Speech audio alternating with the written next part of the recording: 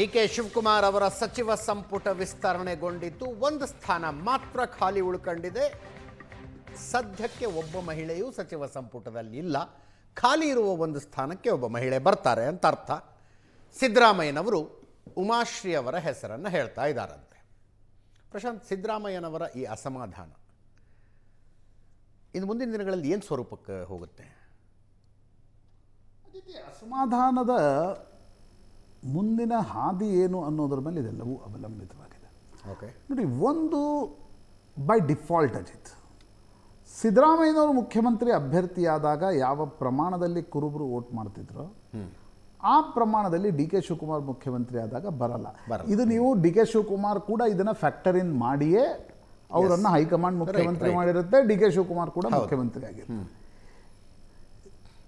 ಜಮೀರ್ ಅಹ್ಮದ್ ಖಾನ್ ಮತ್ತು ಜಾರಕಿಹೊಳಿ ಅವರ ಒಂದು ಬೆಂಬಲ ಸಿದ್ದರಾಮಯ್ಯನವ್ರಿಗಿತ್ತೋ ಅಥವಾ ಸಿದ್ದರಾಮಯ್ಯನವರ ಬೆಂಬಲ ಅವ್ರಿಗಿತ್ತೋ, ಆ ಕಾರಣದಿಂದ ಒಂದು ರೀತಿಯ ಅಹಿಂದ ಸಮುದಾಯದ ನಾಯಕ ಅನ್ನುವ ರೀತಿಯಲ್ಲಿ ಸಿದ್ದರಾಮಯ್ಯ ಅವ್ರದ್ದಿತ್ತು.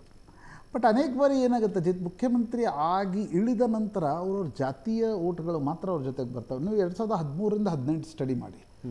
13ರಲ್ಲಿ ಕುರುಬ ಓಟ್ಗಳು ಸಿದ್ದರಾಮಯ್ಯನವ್ರ ಜೊತೆಗೆ ಬಂದವು, 14ರಲ್ಲಿ ಬರಲಿಲ್ಲ ಲೋಕಸಭೆಯಲ್ಲಿ. 18ರಲ್ಲಿ ಯಾವ ಪ್ರಮಾಣದಲ್ಲಿ ಕುರುಬರ ಓಟ್ಗಳು ಬಂದವು, ಇತರ ಹಿಂದುಳಿದ ಸಮುದಾಯ, ಮುಸ್ಲಿಮು, ದಲಿತ್, ಆ ಪ್ರಮಾಣದಲ್ಲಿ ಓಟ್ ಬರಲಿಲ್ಲ. ಅದೇ ಕಾರಣಕ್ಕೆ ಸೋತರು. ಇದು ಬರೀ ಸಿದ್ದರಾಮಯ್ಯನವರು ಅಂತಲ್ಲ, ನೀವು ದೇಶದ ಬೇರೆ ಬೇರೆ ಭಾಗಗಳ ಜಾತಿ ಕಾರಣದಿಂದ ಆಗಿರ್ತಕ್ಕಂಥ ಮುಖ್ಯಮಂತ್ರಿಗಳು ಮತ್ತು ಜಾತಿ ಕಾರಣದಿಂದ ಆಗಿರ್ತಕ್ಕಂಥ ಮಂತ್ರಿಗಳ ಚುನಾವಣಾ ಪರ್ಫಾರ್ಮೆನ್ಸ್ ಸ್ಟಡಿ ಮಾಡ್ತಾ ಹೋದರೆ, ಮೊದಲು ಏನು ಎಲ್ಲ ಸಮುದಾಯದವರ ಬೆಂಬಲ ಇರುತ್ತೆ, ಅಧಿಕಾರ ಬಂದಾಗ ಅವ್ರ ಸಮುದಾಯದ ಬೆಂಬಲಿಗೆ ಅವ್ರ ನಾಯಕತ್ವ ಆಗಿ ಉಳಿಯುತ್ತಾರೆ.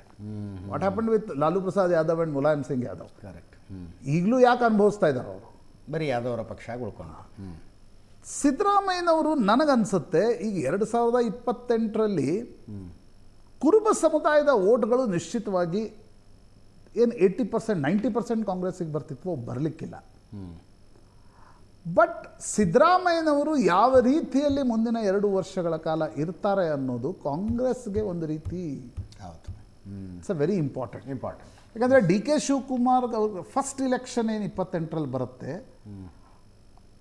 ಡಿ.ಕೆ. ಶಿವಕುಮಾರ್ಗೆ ಬೈ ಡಿಫಾಲ್ಟ್ ಎಲ್ಲ ಸಮುದಾಯದ ಓಟ್ಗಳು ಬಂದರೆ ಮಾತ್ರ ಕಾಂಗ್ರೆಸ್ 40%, 42%, 40% ಬಂದರೆ ಮಾತ್ರ ಕಾಂಗ್ರೆಸ್ ಬಹುಮತಕ್ಕೆ ಬರುತ್ತೆ. ಈ ಬಾರಿ 42% ಇತ್ತು. ಈಗ 2 ರೀತಿ ವ್ಯಾಖ್ಯಾನಗಳಿವೆ ಅವು. ನಾನು ಮೊನ್ನೆ ಒಂದು ವಿಶ್ಲೇಷಣೆ ಮಾಡಿದಾಗ ಒಬ್ಬ ಪೊಲೀಸ್ ಆಫೀಸರ್ ಫೋನ್ ಮಾಡಿದ್ದೇವೆ. ಅವರಂದ್ರು ಒಕ್ಕಲಿಗರ ಎಷ್ಟು ಮತಗಳು ಶಿಫ್ಟ್ ಆಗಿವೆ ಅನ್ನೋದು ಹೇಳಿ, ಅಥವಾ ಒಕ್ಕಲಿಗರಿಗೆ ಬರ್ತಾ ಇದ್ದಿದ್ದ ಹಿಂದುಳಿದ ಮುಸ್ಲಿಂ ಸಮುದಾಯದ ಓಟ್ಗಳು ಮಾತ್ರ ಶಿಫ್ಟ್ ಆಗಿವೆ, ಸ್ವಲ್ಪ ಚೆಕ್ ಮಾಡಿ ಒಂದ್ಸಲ ಅಂತ.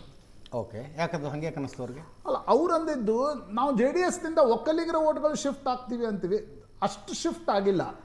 ಶಿಫ್ಟ್ ಆಗಿದ್ದು ಕಾಂಗ್ರೆಸ್ಗೆ JDSನ ಒಕ್ಕಲಿಗ ಇತರೆ ಮತಗಳು ಏನು ಬರ್ತಾ ಇದ್ವು ಅವು ಕಡಿಮೆ ಶಿಫ್ಟ್ ಆಗಿದೆ.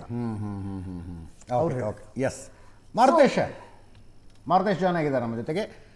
ಎಲ್ಲಿಗೋಗಿ ನಿಲ್ಲುತ್ತೆ ಸಿದ್ದರಾಮಯ್ಯನವರ ಅಸಮಾಧಾನ? ಗ್ಯಾಪ್ ವೈಡನ್ ಆಗುತ್ತಾ ಅಥವಾ ಡಿ.ಕೆ. ಶಿವಕುಮಾರ್ ಅವರು ಒಂದು ಮಾರ್ಗ ಕಂಡುಕೊಳ್ತಾರೆ? ಅಲ್ಲ, ಈಗ ಸಿದ್ದರಾಮಯ್ಯನವರ ಅಸಮಾಧಾನ ಯಾವ ಹಂತಕ್ಕೆ ಹೋಗಿ ಮುಟ್ಟುತ್ತೋ ಗೊತ್ತಿಲ್ಲ. ಆದರೆ ಮೊದಲ ಒಂದು ಬಿಸಿಯಂತೂ ನಿಶ್ಚಿತವಾಗಿಯೂ ತಟ್ಟಿದೆ. ಯಾಕೆಂದರೆ ಪ್ರಮಾಣ ವಚನ ಕಾರ್ಯಕ್ರಮಕ್ಕೆ ಸಿದ್ದರಾಮಯ್ಯನವರು ಬರಲಿಲ್ಲ ಅನ್ನುವಂಥದ್ದೇ ಒಂದು ಬ್ಯಾಡ್ ಮೆಸೇಜ್ ಪಾಸ್ ಆಗಿದೆ. ಎಸ್, ಜೊತೆಗೆ ಅವರು ಬಹಳ ಗಟ್ಟಿ ಧ್ವನಿಯಲ್ಲಿ ಹೇಳಿದಂಥ ಹೆಸರನ್ನ ಕ್ಯಾಬಿನೆಟ್ನೊಳಗೆ ತರಲಿಲ್ಲ. ಆ ಕುರುಬ ಸಮುದಾಯಕ್ಕೆ ಮೀಸಲಿದ್ದದ್ದನ್ನು ಮಹಿಳಾ ಕೋಟಾದೊಳಗೆ ಸೇರ್ಪಡೆ ಮಾಡಿ ಗಾಯತ್ರಿ ಶಾಂತೇಗೌಡರ ಹೆಸರನ್ನು ತರೋದ್ರಲ್ಲಿ ಯಾರು ಪಾತ್ರ ವಹಿಸಿದ್ದಾರೆ ಅನ್ನೋದು ಕೂಡ ಸಿದ್ದರಾಮಯ್ಯನವರಿಗೆ ಇನ್ನೂ ಸ್ಪಷ್ಟವಾಗಿ ಮಾಹಿತಿ ಹೋಗಿದೆಯೋ ಅಥವಾ ಅದನ್ನು ಇನ್ನೂ ಬಹಿರಂಗಪಡಿಸ್ತಾ ಇಲ್ವೋ ಗೊತ್ತಿಲ್ಲ. ಯಾಕೆಂದರೆ ಸಿದ್ದರಾಮಯ್ಯನವರ ಕಾರಣಕ್ಕಾಗಿ ಗಾಯತ್ರಿ ಶಾಂತೇಗೌಡರು ಪ್ರಮಾಣ ವಚನ ಸ್ವೀಕಾರಕ್ಕೆ ಹೋಗಬೇಡ ಅನ್ನುವಂಥ ಸೂಚನೆ ಕೊಟ್ಟರು. ಆ ಕಾರಣಕ್ಕಾಗಿ ಡಿ.ಕೆ. ಶಿವಕುಮಾರ್ ಕೂಡ ಅವರ ಆಫೀಸಿಂದ ಅವರಿಗೆ ಕರೆ ಮಾಡಿ ಕರೆಯೋದಾಗಲಿ ಮಾಡಲಿಲ್ಲ. ಹೀಗಾಗಿ ಸಿದ್ದರಾಮಯ್ಯನವರ ಈ ಅಸಮಾಧಾನ ಯಾಕೆ ಅಂತ ಹೇಳಿದರೆ, ಸಿದ್ದರಾಮಯ್ಯನವರು ತಮ್ಮ ಸಮುದಾಯದ ನಾಯಕರಿಗೆ ಸಚಿವ ಸ್ಥಾನ ಕೊಡಿಸ್ಲಿಕ್ಕೆ ಆಗಲಿಲ್ಲ ಅಂದರೆ ಕಾಂಗ್ರೆಸ್ನ ಒಳಗೆ ಸಿದ್ದರಾಮಯ್ಯನವರ ಮಾತು ಎಷ್ಟು ನಡೆಯುತ್ತೆ, ಸಿದ್ದರಾಮಯ್ಯನವರಿಗೆ ಇಂಪಾರ್ಟೆನ್ಸ್ ಏನಿದೆ, ಈ ಥರದ ಚರ್ಚೆಗಳು ಶುರುವಾಗುತ್ತೆ. ಅವರು ಕುರುಬ ಅನ್ನುವ ಕಾರಣಕ್ಕಾಗಿ ಒಪ್ಕೊಳ್ಬೋದಾದಂಥ ಪರಿಸ್ಥಿತಿ ಇತ್ತು. ಆದರೆ ಸಮುದಾಯದಲ್ಲಿ ಬಹಳ ದೊಡ್ಡ ಪ್ರಮಾಣದ ಆಕ್ರೋಶ ವ್ಯಕ್ತವಾಗಿದೆ. ಬಸವರಾಜ ಶಿವಣ್ಣನವರಿಗೆ ಅವಕಾಶವನ್ನು ಕೊಡಬೇಕಾಗಿತ್ತು. ಗಾಯತ್ರಿ ಶಾಂತೇಗೌಡರು ಯಾವ ಕಾರಣದಿಂದಲೂ ಕುರುಬ ಸಮುದಾಯದಿಂದ ಒಂದು ರೆಪ್ರೆಸೆಂಟೇಷನ್ ಮಾಡುವಂತಹ ವ್ಯಕ್ತಿತ್ವ, ಆ ಥರದ ಚರಿಷ್ಮಾ ಇಲ್ಲ. ಇತ್ತೀಚೆಗಷ್ಟೇ ಅವರು MLC ಕಾನೂನು ಹೋರಾಟದಲ್ಲಿ MLC ಆಗಿ ಮತ್ತೆ ಆಯ್ಕೆಯಾಗಿದ್ದಾರೆ. ಇಂಥ ಸಂದರ್ಭದಲ್ಲಿ ಅವರಿಗೆ ಕೊಡುವಂತಹ ಔಚಿತ್ಯ ಏನಿತ್ತು ಅನ್ನುವಂಥದ್ದು ಇದೆ. ಜೊತೆಗೆ ಇನ್ನು ಉತ್ತರ ಕರ್ನಾಟಕ ಭಾಗದ ಕುರುಬ ಸಮುದಾಯದ ಪ್ರತಿನಿಧಿಯಾಗಿಯೂ ಕೂಡ ಒಬ್ಬರಿಗೆ ಅವಕಾಶ ಕೊಡಬೇಕಾಗಿತ್ತು. ಆ ಕಾರಣಕ್ಕಾಗಿಯೇ ಸಿದ್ದರಾಮಯ್ಯನವರು ತಮ್ಮ ಹೆಸರನ್ನ ಪಟ್ಟು ಹಿಡಿದಿದ್ರು. ಅದು ಆಗದೇ ಇರುವ ಕಾರಣಕ್ಕಾಗಿ ನಿಶ್ಚಿತವಾಗಿ ಅವರಿಗೆ ಬೇಸರ ಆಗಿದೆ. ಈ ಅಸಮಾಧಾನವನ್ನ ಹೈಕಮಾಂಡ್ಗೆ ತಲುಪಿಸುವ ಉದ್ದೇಶದಿಂದಲೇ ಸುರ್ಜೇವಾಲಾ ಬಂದಿದ್ರು ಕೂಡ ಪ್ರಮಾಣ ವಚನ ಕಾರ್ಯಕ್ರಮದಿಂದ ಸಿದ್ದರಾಮಯ್ಯ ದೂರ ಉಳಿದಿದ್ದಾರೆ. ಬಟ್ ಇದರಿಂದ ಇಡೀ ಪ್ರಕ್ರಿಯೆಯಲ್ಲಿ ನೋಡಿದ್ರೆ ಸಿದ್ದರಾಮಯ್ಯನವರು ಕೇವಲ ಕುರುಬರ ನಾಯಕ ಅಂತ ತೋರಿಸ್ ಪ್ರಯತ್ನ ಆಗ್ಲಿಲ್ವಾ? ಸಿದ್ದರಾಮಯ್ಯನವ್ರು ಮಾಡಿಲ್ಲ ಇದನ್ನು. ಸಿದ್ದರಾಮಯ್ಯನವರು ಅಪೋಸಿಟ್ ಯಾರಿದ್ದಾರೆ ಅವರು ಮಾಡಿರುವ ಪ್ರಕಾರ, ಯಾಕಂದರೆ ಮೊದಲನೇ ಪಟ್ಟಿಯಲ್ಲಿ ಭೈರತಿ ಸುರೇಶ್ರನ್ನು ಸೇರಿಸ್ಲಿಕ್ಕೆ ಸಿದ್ದರಾಮಯ್ಯನವರು ಶತಪ್ರಯತ್ನ ಹಾಕಬೇಕಾಯ್ತು. ಯಾಕಂದರೆ ಡಾಕ್ಟರ್ ಯತೀಂದ್ರ ಹೆಸರಿತ್ತು ಮೊದಲನೇ ಪಟ್ಟಿಯಲ್ಲಿ, ಅದಾಯಿತು. ಎರಡನೇ ಪಟ್ಟಿಯಲ್ಲಿ ಗಾಯತ್ರಿ ಶಾಂತೇಗೌಡರ ಹೆಸರನ್ನು ತೆಗಲಿಕ್ಕೆ ಪೂರ್ತಿ ಸಿದ್ದರಾಮಯ್ಯನವರು ವಿಟೋ ಬಳಕೆ ಮಾಡಬೇಕಾಯ್ತು. ಅಲ್ಲ, ನಿಶ್ಚಿತವಾಗಿಯೂ. ಯಾಕಂದರೆ 2013ರಿಂದ 2018 ಸಂದರ್ಭದಲ್ಲಿ ಸಿದ್ದರಾಮಯ್ಯನವರಿಗೆ ಇದ್ದಂಥ ಅಭಿಪ್ರಾಯವೇ ಬೇರೆ. 2023ರಿಂದ CM ಆದಂಥ ಸಂದರ್ಭದಲ್ಲಿ ಸಿದ್ದರಾಮಯ್ಯನವ್ರನ್ನ ಮೇಲೆ ಇದ್ದಂಥ ಅಭಿಪ್ರಾಯವೇ ಬೇರೆ.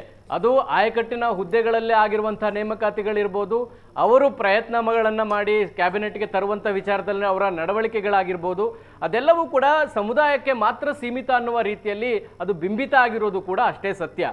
ಹಾಗಾಗಿ ಸಿದ್ದರಾಮಯ್ಯನವರು ಅದೊಂದು ಆ ಚರಿಷ್ಮಾ ಅಥವಾ ಕುರುಬ ಸಮುದಾಯದ ಲೀಡರ್ ಅನ್ನುವಂಥ ಒಂದು ನೇಮ್ ಫೇಮಿಂದ ಹೊರಗೆ ಹೋಗ್ಲಿಕ್ಕೂ ಕೂಡ ಸಾಧ್ಯ ಆಗ್ತಾ ಇಲ್ಲ. ಹಾಗಾಗಿ ಅವರು ಒಪ್ಕೊಳ್ಬೋದಂಥ ಅವಕಾಶಗಳಿತ್ತು, ಅಥವಾ ಬೇರೆ ಮಹಿಳೆಗೆ ಕೊಡಿಯೋರಿಗೆ ಬೇಡ ಅಂತ ಹೇಳುವಂಥ ಅವಕಾಶಗಳಿತ್ತು.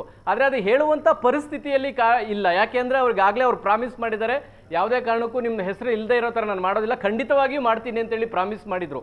ಆ ಪ್ರಾಮಿಸ್ ಈಡೇರಲಿಲ್ಲ ಅನ್ನುವಂಥ ಅಸಮಾಧಾನ ಸಿದ್ದರಾಮಯ್ಯನವರಿಗೆ ಇದೆ. ಹಾಗಾಗಿ ಈ ಕುರುಬ ಸಮುದಾಯದ ಲೀಡರ್ ಅನ್ನುವಂಥದ್ದು ಎಷ್ಟು ಸತ್ಯವೋ, 2023 ನಂತರ ಸಿದ್ದರಾಮಯ್ಯನವರ ಪ್ರತಿ ಹಂತದ ನಡವಳಿಕೆ ಬೆಳವಣಿಗೆ ಅದೇ ಅಂದರೆ ಆ ಬೌಂಡ್ರಿ ಒಳಗೆ ಉಳಿಯುವಂತೆ ಮಾಡಿರೋದು ಕೂಡ ಅಷ್ಟೇ ಸತ್ಯ.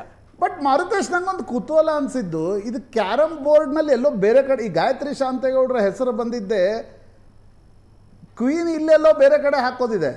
ಗಾಯತ್ರಿ ಶಾಂತೇಗೌಡರನ್ನು ಹೊಡೆದಿದ್ದು ನೋಡಿ, ಉಮಾಶ್ರೀ ಅಂತರೂ ಆಗಲ್ಲ.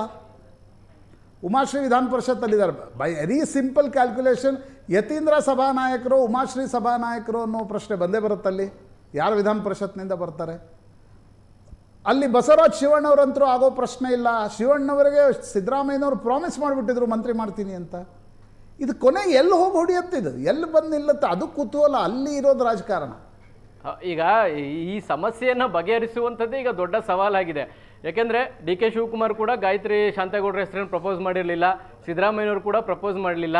ಈ ಇಬ್ಬರು ನಾಯಕರನ್ನು ಜೊತೆಗೆ ಇಟ್ಟುಕೊಂಡು ಫೈನಲ್ ಮಾಡುವಂಥ ಚರ್ಚೆಗಳಾಗಿದ್ದಿದ್ರೆ ಬಹುಶಃ ಈ ಗೊಂದಲಗಳು ಕೂಡ ಆಗ್ತಾ ಇರಲಿಲ್ಲ. ಯಾವಾಗ ರಾಜ್ಯ ನಾಯಕರನ್ನು ದೂರ ಇಟ್ಟು ಅಂತಿಮ ಪಟ್ಟಿಯನ್ನು ಮಾಡಲಿಕ್ಕೆ ಕೂತ್ರೋ ಆಗ ಈ ಗೊಂದಲಗಳಾಗಿದ್ದಾವೆ.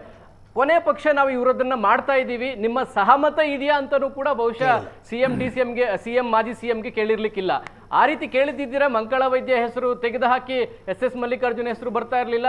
ಗಾಯತ್ರಿ ಶಾಂತೇಗೌಡರ ಹೆಸರು ಅನೌನ್ಸ್ ಆದರೂ ಕೂಡ ಅವರು ಪ್ರಮಾಣ ವಚನ ತೆಗೆದುಕೊಳ್ಳದೇ ಇರುವಂಥ ಪರಿಸ್ಥಿತಿ ನಿರ್ಮಾಣ ಆಗ್ತಾ ಇರಲಿಲ್ಲ. ಅಂದರೆ ರಾಜ್ಯ ನಾಯಕರ ಅಭಿಪ್ರಾಯವನ್ನ ಅರ್ಥ KC ವೇಣುಗೋಪಾಲ್ರ ಹಸ್ತಕ್ಷೇಪ ಜಾಸ್ತಿ ಇದೆ ಅಂತ ಅರ್ಥ ಮಾಡ್ಕೋಬೇಕಾ ಇದರಲ್ಲಿ? ಅಲ್ಲ, KC ವೇಣುಗೋಪಾಲ್ ಹಸ್ತಕ್ಷೇಪ ಇದೆಯೋ, ಮಲ್ಲಿಕಾರ್ಜುನ್ ಖರ್ಗೆ ಅವರ ಹಸ್ತಕ್ಷೇಪ ಇದೆಯೋ, ಅಥವಾ ಸುರ್ಜೇವಾಲಾ ಅವರ ಹಸ್ತಕ್ಷೇಪ ಇದೆಯೋ ಗೊತ್ತಿಲ್ಲ. ಈ ಮೂವರು ನಾಯಕರಲ್ಲಿ ಯಾರು ಅಂದರೆ ಇರೋ ಮೂವರಲ್ಲಿ ಯಾರು ಈ ಹೆಸರನ್ನ ಪ್ರಪೋಸ್ ಮಾಡಲಿಕ್ಕೆ ಒತ್ತಾಯ ಮಾಡಿದವರು? ಯಾಕಂದ್ರೆ ರಾಜ್ಯ ನಾಯಕರು ಇಬ್ಬರೂ ಕೂಡ ಈ ವಿಚಾರದಲ್ಲಿ ಬಹಳ ಸ್ಪಷ್ಟವಾಗಿದ್ದಾರೆ. ಅವರ ಹೆಸರನ್ನ ಯಾರೂ ಪ್ರಪೋಸ್ ಮಾಡಿಲ್ಲ ಅನ್ನೋದು ಕೂಡ ಅಷ್ಟೇ ಸತ್ಯ. ಯಾರು ಪ್ರಪೋಸ್ ಮಾಡಿದ್ದೇ ಆಗಿದ್ದಿದ್ರೆ ಇಷ್ಟೊತ್ತಿಗಾಗಲೇ ಗಾಯತ್ರಿ ಶಾಂತೇಗೌಡರು ಪ್ರಮಾಣ ವಚನವನ್ನು ಕೂಡ ತೆಗೆದುಕೊಳ್ಬೇಕಾಗಿತ್ತು. ಈಗ ಎಲ್ಲರ ಪ್ರಶ್ನೆ ಇರೋದು, ಇವರ ಹೆಸರು ಹೇಗೆ ಹೈಕಮಾಂಡ್ ಹಂತದಲ್ಲಿ ಲಾಬಿ ಮಾಡಿ ತರುವಂತ ಪ್ರಯತ್ನವನ್ನ ಮಾಡಿದಂಥ ನಾಯಕ ಯಾರು ಅನ್ನೋದಿದೆ. ಅದು ಕುತೂಹಲವಾಗಿದೆ. ಅದು ಯಾರು ಅನ್ನೋಂಥದ್ದು ಗೊತ್ತಾದ್ರೆ ಅದರ ಹಿಂದಿರುವಂತ ಕಾರಣ ಏನು ಅನ್ನೋದನ್ನು ಕೂಡ ತಿಳಿದುಕೊಳ್ಬಹುದು. ಒಂದು ಕುರುಬ ಮತ್ತು ಮಹಿಳಾ ಕೋಟಾದಿಂದ ಒಟ್ಟಿಗೆ ಸೇರಿ ಕೊಡೋದ್ರಿಂದ ಇನ್ನೊಂದು ಸ್ಥಾನ ಯಾರಿಗಾರು ಹೆಚ್ಚುವರಿಯಾಗಿ ಕೊಡುವಂಥ ಅವಕಾಶಗಳಿದೆ ಅನ್ನುವ ಕಾರಣಕ್ಕಾಗಿ ಅದನ್ನು ಮಾಡಿದ್ರ, ಅಥವಾ ದುರುದ್ದೇಶದಿಂದಲೇ ಈ ಪ್ರಯತ್ನಗಳಾಗಿದೆಯಾ? ಯಾಕೆಂದರೆ ಎಲೆಕ್ಟೆಡ್ ಶಾಸಕೀಯರು ಕಾಂಗ್ರೆಸ್ನಲ್ಲಿ ಇದ್ದಾಗ MLCಯನ್ನು ತಂದು, ಅದು ಇತ್ತೀಚೆಗೆ ಕಾನೂನು ಹೋರಾಟದ ಮೂಲಕ MLC ಆಗಿರ್ತಕ್ಕಂಥವ್ರು ತಂದು ಮಾಡುವಂಥ ಅಗತ್ಯತೆ ಏನಿತ್ತು ಅನ್ನೋದರ ಬಗ್ಗೆಯೂ ಕೂಡ ಆಕ್ಷೇಪಗಳಿದ್ದಾವೆ. ಹಾಗಾಗಿ ಈ ಹೆಸರು ಹೇಗೆ ಬಂತು ಹೈಕಮಾಂಡ್ನಿಂದ ಅನ್ನೋದರ ಬಗ್ಗೆ ಇನ್ನೂ ಕೂಡ ಕ್ಲಾರಿಟಿ ಸಿಗ್ತಾ ಇಲ್ಲ.